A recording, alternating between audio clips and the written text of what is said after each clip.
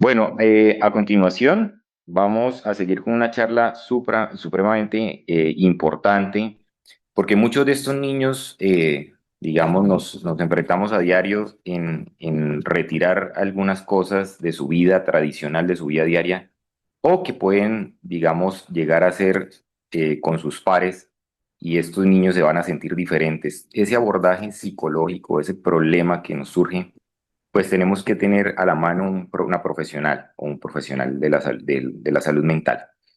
Natalia Macías es psicóloga del Departamento de Salud Mental del Hospital Internacional de Colombia, psicóloga de la Unidad de Cuidado Intensivo Pediátrico con experiencia en el campo clínico y de la salud con énfasis en el abordaje psicológico pediátrico y acompañamiento de sus familias, en el diagnóstico de enfermedades cardiovasculares y proceso de trasplante cardíaco, y nos va a hablar de esto que es tan importante entre la emoción y los problemas médicos. Natalia, muchísimas gracias por acompañarnos y adelante con la charla.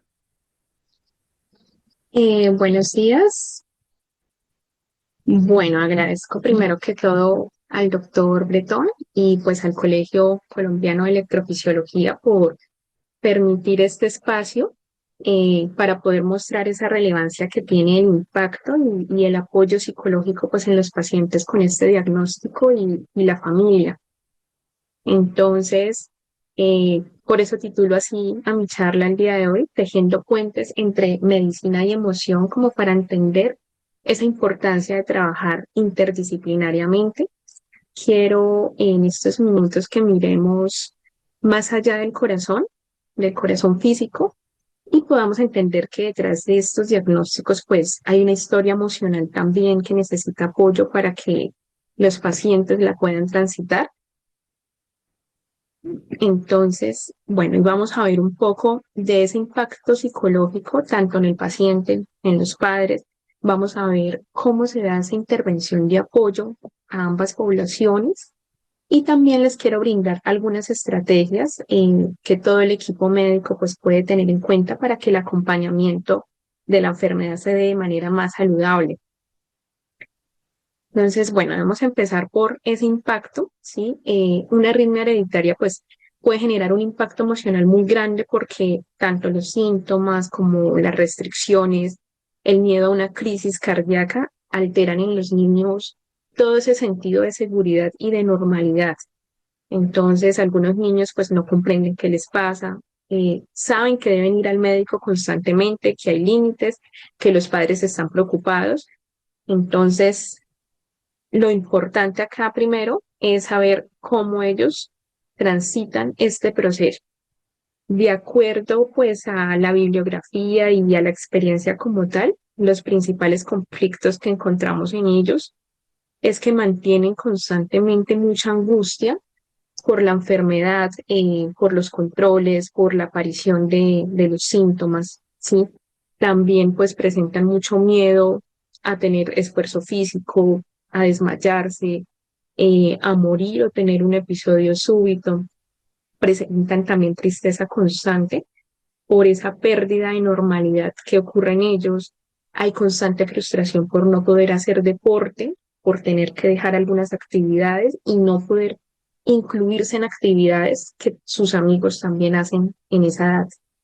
También hay mucha inseguridad, generan mucha dependencia hacia los padres, les da temor alejarse de ellos, presentan también rabia.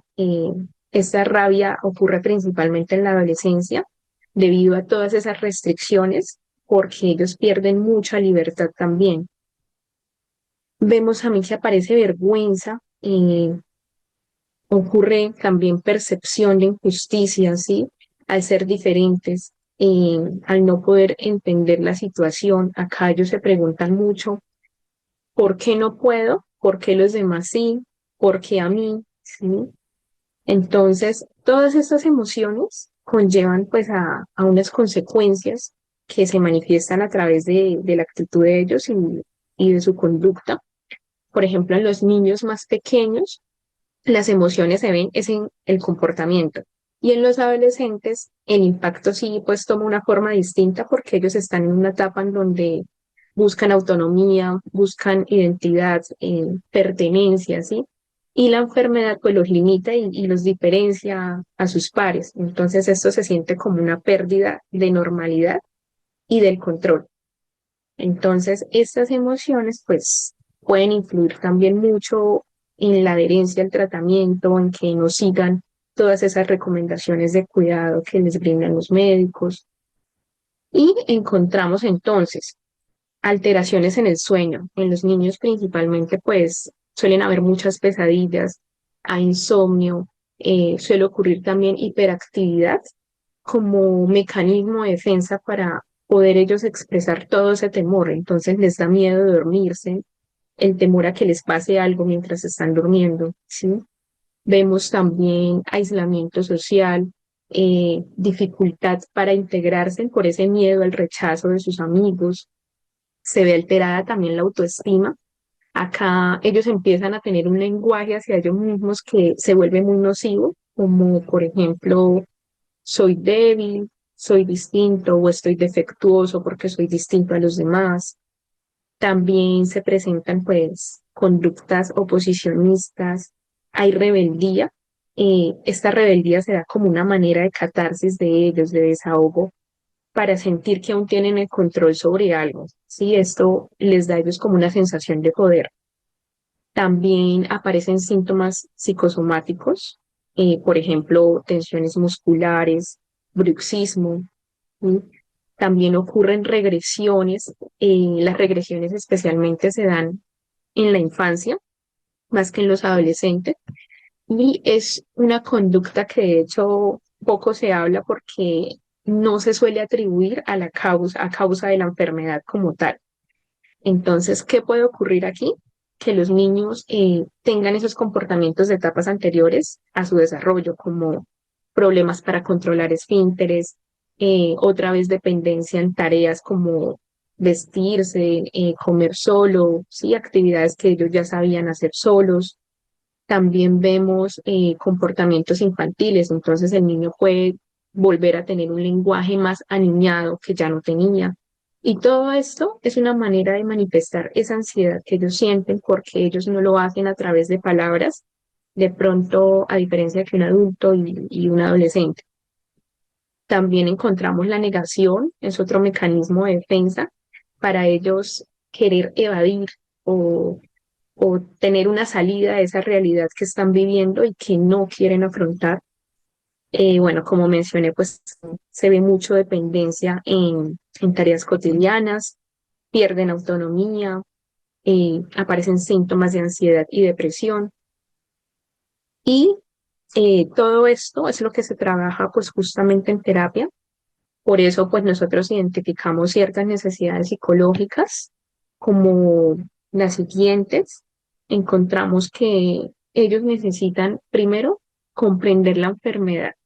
Esto pues de acuerdo a la edad, ¿sí? Necesitan saber qué es lo que les está pasando para ellos poder sentir un control sobre su diagnóstico. Entonces también eso les permite a ellos saber el rol que van a cumplir frente a la enfermedad. También necesitan validación emocional, ¿sí? Un lugar en donde puedan expresar todo ese miedo o esa frustración, pero sin sentirse culpables. Pasa que a veces ellos sienten culpa por las reacciones emocionales que están teniendo los padres y muchas veces ellos se reprimen todo eso con tal de no preocuparlos. Entonces, la idea de la terapia es brindarles espacio donde ellos lo puedan hacer libremente. También se refuerza la autonomía, la autoimagen, ¿sí? Acá esto es importante porque como la autoestima se disminuye, pues ellos deben recordar que son capaces, que el cuerpo tiene ritmos diferentes, ¿sí? Pero que también son muy capaces y tienen habilidades de otras cosas. Y también se trabaja con la integración social segura. Entonces, se les enseña que el hecho de que hayan restricciones no quiere decir que ya no puedan hacer otras cosas que otros niños de su edad también realizan. Se les promueve hacer actividades que les permitan sentirse incluidos y se integran dentro de su rutina actividades donde tengan espacios de normalidad. Bueno, hasta aquí ya pues desde el apoyo psicológico sabemos entonces qué estrategias o qué técnicas aplicar.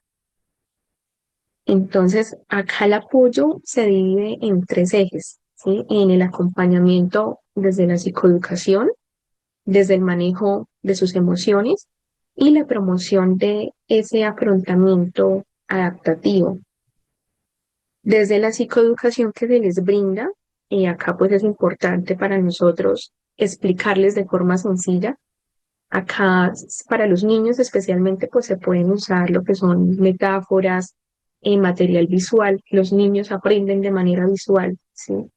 Y pues se adapta de acuerdo al ciclo vital en el que se encuentran. Aquí también se les ayuda a que ellos aprendan a que la enfermedad no define quiénes son, solo que es una parte de su vida, de la que ahora pues van a estar aprendiendo.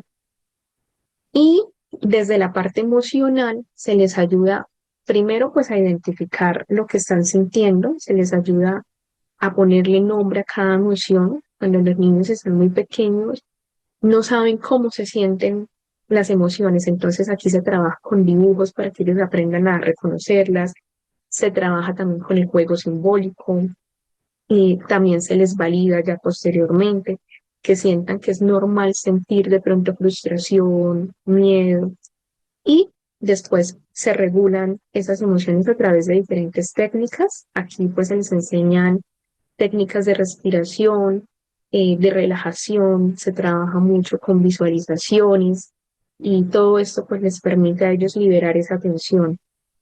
También se trabaja con la reestructuración cognitiva.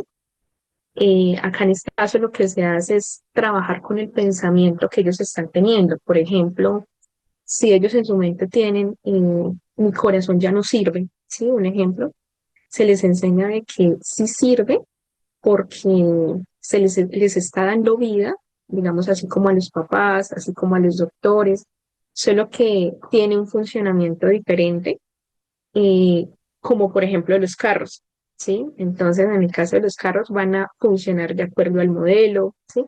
Entonces, aquí lo que se usan es como analogías para que para ellos sea más fácil entender todo. Y se trabaja con estrategias de afrontamiento, se les ayuda a desarrollar, por ejemplo, la autoeficacia, que sientan que ellos también pueden cuidar de sí mismos, que sepan reconocer los síntomas de la enfermedad para que sepan también en qué momento deben pedir ayuda. Se trabajan con prácticas de autocuidado, entonces aquí se les refuerza ese sentido de control, se les ayuda a entender que el corazón puede estar más tranquilo si ellos siguen esas indicaciones que el médico les da. Se trabaja mucho también el mindfulness. El mindfulness aquí pues es esta atención plena que incluyen las técnicas de respiración y las de relajación.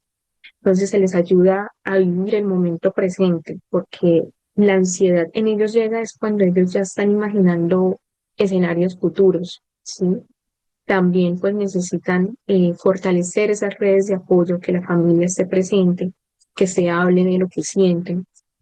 También se promueven actividades de ocio y dispersión que les ayuda como a sentir normalidad en sus vidas.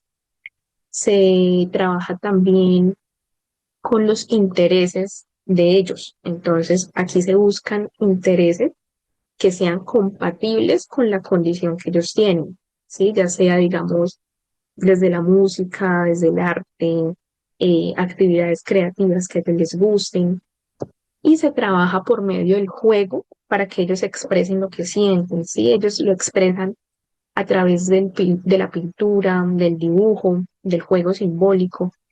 Estas son las formas en que ellos pueden canalizar esas emociones que no manifiestan de manera verbal. Y también se trabaja con la identidad. Entonces aquí se les ayuda a fomentar esa autoaceptación, se les enseña que cada uno de su edad tiene sus propias cualidades y habilidades, ¿sí? Esto por esa baja autoestima de la que les hablaba ahorita, también se promueve el desarrollo de nuevas habilidades, ¿sí? Entonces aquí se les motiva al aprendizaje de nuevas cosas, se refuerzan, perdón, no se refuerzan continuamente esas restricciones, esas prohibiciones, sino que se les ayuda a enfocarse en lo que sí pueden hacer en este momento para darles ese sentido de control nuevamente. Entonces también se trabaja con el proyecto de vida, se les motiva encontrando metas a corto, a mediano, a largo plazo para que ellos puedan como motivarse a tener compromiso, adherirse al tratamiento y se centren más fácilmente en las posibilidades que tienen, más que de pronto en esas prohibiciones que todo el tiempo se les está recordando. Y se trabaja también con el autoconcepto. Entonces, aquí se le enseña mucho a los padres que les trabajen afirmaciones, ¿sí? De que lo están haciendo bien, de que son valientes, de que son capaces, que son valiosos, aún con esa condición.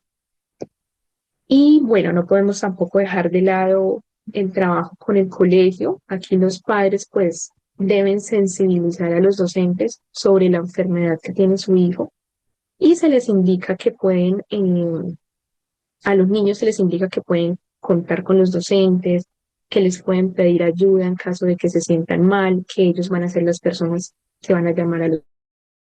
Y se les indica también a los docentes que ellos pueden participar en ciertas actividades físicas, se les indica hasta qué punto de esfuerzo y que sobre todo se les incluya en actividades que sean en actividades que sean grupales, ¿sí? Todo esto pues para promover esa inclusión social en los niños. Y bueno, hasta aquí pues ya sabemos toda la parte de nuestros pacientes y ahora vamos a conocer un poco ese impacto en los padres, porque ellos incluso a veces están teniendo síntomas similares a los niños o más intensos, porque tienen esa responsabilidad de cuidarlos y está constantemente ese temor a perderlos, ¿sí? Entonces, ¿cuáles emociones son frecuentes en los padres? Cuando recién se enteran del diagnóstico, pues puede haber shock, puede haber negación al principio para asimilar el diagnóstico, suele haber un constante temor a la crisis, a una muerte súbita, y que además de eso no sepan qué hacer en ese momento, no sepan cómo actuar. También hay mucha culpa, eso es algo que se trabaja mucho durante las intervenciones, por toda la educación que ya pues desde la parte médica se les ha brindado, entonces hay mucha ideación de culpa. También hay que trabajar con el duelo. Aquí lo coloqué simbólico porque no están perdiendo físicamente a sus hijos, ¿sí? Pero sí están perdiendo como la vida soñada que de pronto tenían para ellos, están perdiendo algunos planes, algunas metas en ese momento, ¿sí? Se trabaja también con esa sensación de impotencia que suele aparecer porque es una situación que se les está saliendo del control y los padres siempre quieren tener el control sobre sus hijos. Y con esa ansiedad anticipatoria, anticipatoria porque es hacia el futuro, porque ellos son conscientes de los riesgos que pueden llegar a suceder. Y pues estas emociones conllevan también en ellos consecuencias a nivel familiar. Entonces encontramos que los padres se vuelven hipervigilantes, que quieren tener un control excesivo sobre el niño y esto les hace perder la confianza de autonomía en ellos. Padres que viven en constante alerta, revisando signos, se vuelven sobreprotectores. Entonces, sin querer, terminan generando también en los niños más limitaciones de las que ya tienen, ¿sí? Hay síntomas ansiosos también, hay síntomas depresivos. Puede llegar a haber sobrecarga cuando los padres no tienen una buena gestión emocional. También hay negación. Esta negación se puede volver peligrosa porque puede alterar la adherencia al tratamiento. Entonces, si no hay introspección, cuando hay negación puede que no haya introspección. Y si no hay introspección, pues tampoco puede haber adherencia a ese tratamiento, ¿sí? Pueden haber también reacciones fisiológicas en ellos, al igual que los niños. Solo que en los padres se ve como insomnio, alteraciones en el apetito, tensiones musculares por todo el estrés. Esto principalmente al inicio, cuando conocen el diagnóstico, porque son reacciones que hacen parte de ese proceso adaptativo de ellos. Y también se generan muchas veces dificultades a nivel de pareja debido también a la enfermedad. ¿Sí? Padres que se empiezan como a desautorizar y toda la vida pues empieza a girar completamente ese en torno a la enfermedad, dejándose a un lado pues toda esa normalidad que se tenía en la familia. ¿Y qué necesitan ellos pues para poder manejar todo esto y llevar de mejor manera el proceso? Entonces necesitan, al igual que los niños, un espacio para poder procesar esas emociones, en donde ellos puedan sentirse comprendidos, validados, que no se les juzgue, ¿sí? Pasa que muchas veces los padres también se reprimen para no preocupar a sus hijos y toda esa represión emocional pues genera con el tiempo más estrés. Necesitan también psicoeducación que les ayuda a reducir toda esa ansiedad. Entonces necesitan saber lo que sucede, a qué se van a estar enfrentando, ¿sí? Necesitan también estrategias de afrontamiento y de autocuidado. Entonces necesitan orientación para fomentar también esa autonomía en el niño. Voy a agilizar un poquito porque si no, no voy a alcanzar a mostrar todo. Me estoy extendiendo un poco. Pero lo que se hace con todas esas necesidades es trabajarlas en terapia. ¿Cómo se hace? Entonces, primero con contención emocional, se les ayuda a los padres a validar esas emociones, se les facilita ese espacio de desahogo, ¿sí? También se trabaja con ese duelo simbólico, se les brinda psicoeducación. Aquí lo que se hace es primero, fortalecer la adherencia al tratamiento, favoreciendo en ellos como una percepción realista de control, de que no se trata tampoco de eliminar todos los riesgos, sino convivir con esas limitaciones, pero de manera segura. También se les habla de la enfermedad, de los síntomas, como que se refuerza todo esto al equipo médico. También se les brinda como esa importancia de seguir indicaciones médicas, que sepan qué riesgos implican esas fallas en el tratamiento y qué beneficios aportan la salud del niño adherirse a las recomendaciones médicas. Algo muy importante es que se trabaja también con la parentalidad. Aquí lo que se hace es como promover un estilo de crianza que sea afectivo, pero no sobreprotector. Acá los padres, por ejemplo, suelen caer en una trampa y es en que por medio de pautas de crianza permisivas, eh, ellos pueden como compensar las restricciones de los hijos, ¿sí? Entonces se vuelven permisivos también como manera inconsciente de compensar todo esto, de no sentirse tan culpables. Y acá lo que se les enseña es que las restricciones también es una manera de amar y se trabaja con estrategias de comunicación, que sepan que pueden hablar con el niño de las emociones, toda la familia puede hablar libremente de las emociones. Se trabaja con ambos padres para que tengan una coherencia en las pautas de crianza, para que no se desautoricen. Y también se les explica esa importancia del cuidado del cuidador, porque los padres también se cansan, necesitan tiempo de ocio, descansar sin culpa, fortalecer las redes de apoyo. Y también se trabaja con el mindfulness, que es esta atención plena, en donde ellos pueden también canalizar un poco todo ese estrés que conlleva la enfermedad. Entonces, bueno, hasta aquí. eh, Todo lo que se hace con ese tratamiento, con esa terapia, genera un impacto positivo en la forma en cómo los niños y los padres van a afrontar esta enfermedad. Entonces, la intervención no solo alivia ese sufrimiento, sino que también mejora la adherencia al tratamiento al fortalecer su introspección. También se reduce la ansiedad frente a procedimientos, frente a exámenes. También se fortalece pues las relaciones y los vínculos familiares. Les ayuda a concentrarse en aspectos de la vida que sí pueden controlar y se promueve también esa resiliencia, esa autoconfianza. Bueno, esto como para resumir un poco todo lo que estamos viendo aquí en esta parte de la diapositiva. Y ya pues para ir terminando, eh, quiero brindarles pues también al equipo médico algunas estrategias que pueden tener en cuenta para acompañar de manera más humanizada a los niños y también pues a las familias. ¿Qué se puede hacer? Entonces, es importante que el equipo médico explique siempre el tratamiento de una manera sencilla y empática.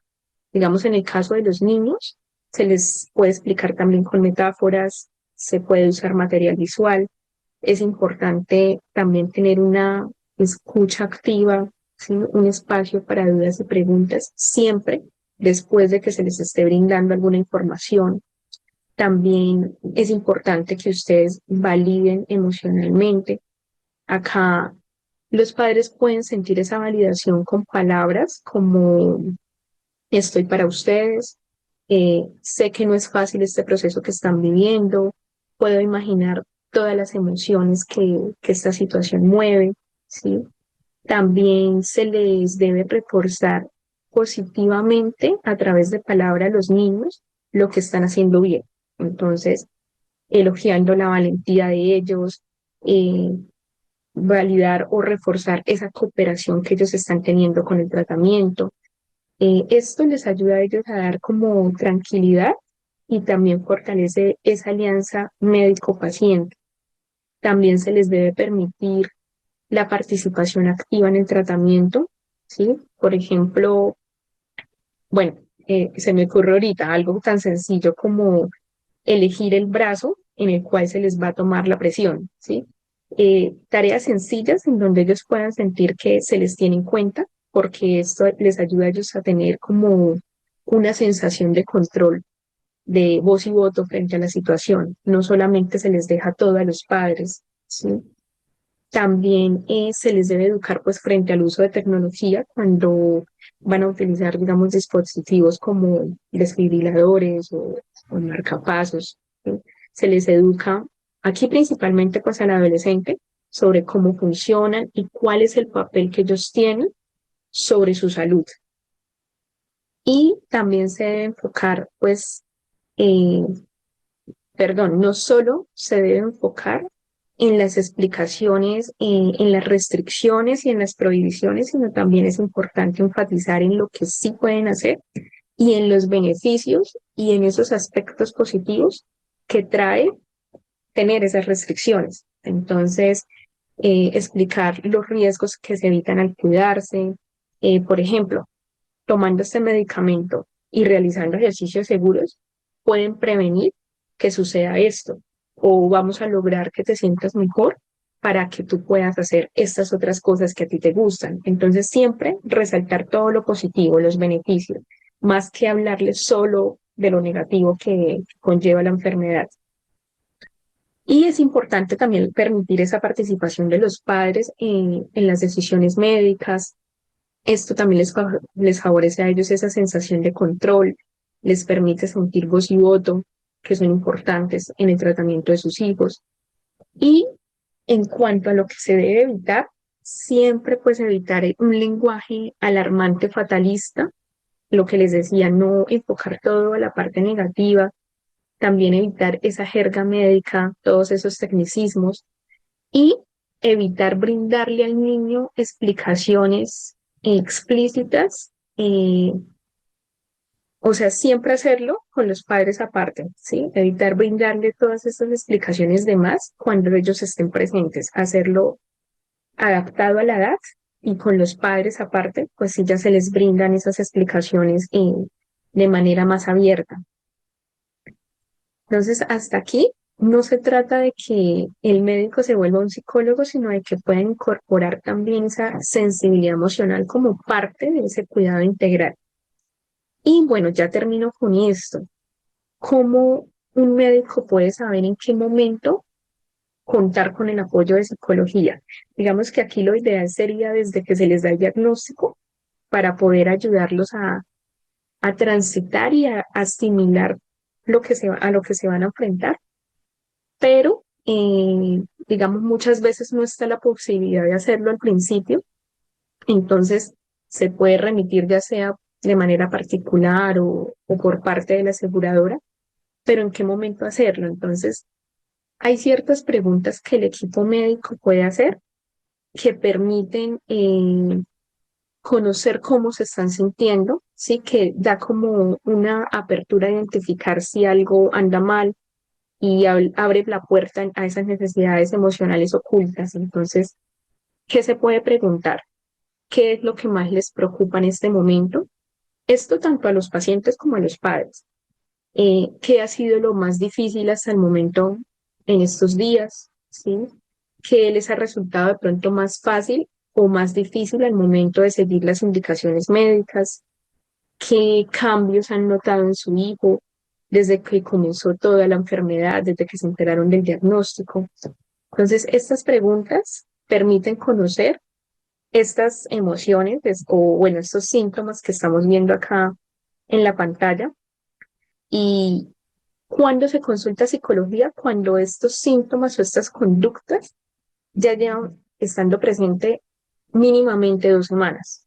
Entonces, de pronto, en el paciente vemos que hay irritabilidad o los padres nos cuentan que ven constantemente triste al niño, que el llanto persiste, que no mejora, cuando hay cambios en el rendimiento escolar, de pronto ven conductas de habitación. Los niños manifiestan que no quieren ir a los controles, se dan cuenta de que están escondiendo los medicamentos, empieza a haber aislamiento o rechazo familiar a nivel social, rechazo hacia los médicos, ¿sí? Vemos de pronto también conductas agresivas, autolesivas, por ejemplo, empiezan a morderse, a golpearse, a arañarse, de pronto reacciones de cutting, hay pensamientos de desesperanza, muerte o suicidio, por eso tan importante que en la familia haya una comunicación abierta para poder conocer todo esto. Cuando hay conductas regresivas de las que hablamos ahorita, como chuparse el dedo, hablar con sentido, perder el control de esfínteres, y empiezan a haber también dificultades en el patrón del sueño.